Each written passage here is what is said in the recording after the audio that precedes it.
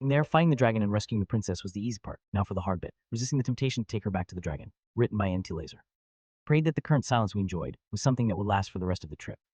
Your Highness and I could manage one short hour riding on a horse in silence, right? Are we there yet? She asked again. I sighed.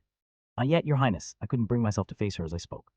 Horse really hurts, though. I hate it. Why didn't you bring a palanquin? She begged. Well, Your Highness, the palanquin requires at least 4 strong men to carry it, and I am but only a single man. Sounded patient, but I'm sure my eyes would give away my true emotions. Okay, sure, but you fought Bonesmer single-handedly. Shouldn't that make you able to carry a palanquin? Just sighed and rubbed my temples again. Well, she asked sternly. Evidently, it wasn't a rhetorical question. No, you Sto. Cleared my throat, Your Highness. Not necessarily. You see, it took a lot of cunning to defeat him. I'm sure you noticed that I wasn't able to kill him, only distract him with the avalanche long enough to escape with you. Okay, sure, but how come you couldn't use that cunning thing to figure out a better mode of transportation? Princess, can we please just ride in silence? I order you to answer the question. Don't know, I snapped. I thought Apollo was a suitable rider to carry the two of us without any issues. He has proven well thus far. I said, patting his mane affectionately. Yeah, well, he sucks. But he's half the reason I was able to rescue you. Rescue? You call that a rescue? I was just moved from one uncomfortable situation to another, she retorted, folding her arms. Comfortable situation. I enunciated every syllable. We're held in Bonester's captivity for a month, and you refer to it as an uncomfortable situation. How could you even associate the two? I freed you from a fire-breathing, human-eating, village-crushing captor. What is wrong with you? Didn't have a response to that. I sighed again, lamenting the fact that I may have hurt her feelings. I may still be in shock of being released from captivity, and was trying to vent a month's worth of suppressed. Renouncing your knighthood, she said, matter-of-factly.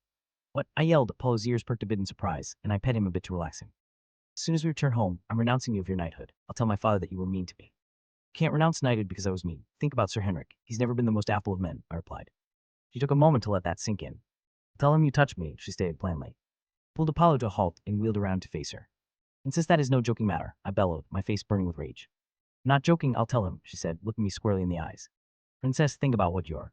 Tell your stupid horse to keep moving. Not until you. That's an order. Mind raced, turned back around and wiggled the reins to let Apollo know we were moving again. I could almost feel her smiling behind me. Each fueled my every move. I slowly, almost imperceptibly, turned Apollo to the right. In about half an hour, we would be back at Bonester's castle. You'd think I don't notice that we turned off the path. Heading to Greenville. I'm sure that we can get you a palanquin from there, I answered quickly. Felt her shift her position in her seat slightly. This pleases me, but it won't help to undo the damage you've done. After all, you can't untouch me. Closed my eyes and buried any response I had to that. Wouldn't expect it to, I said. Excellent, I look forward to your humiliation. Tell me when we get there. Well, she leaned on me. She was taking a tap. I smiled wryly.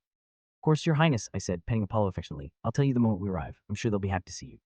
Thanks for reading. More short stories on the way.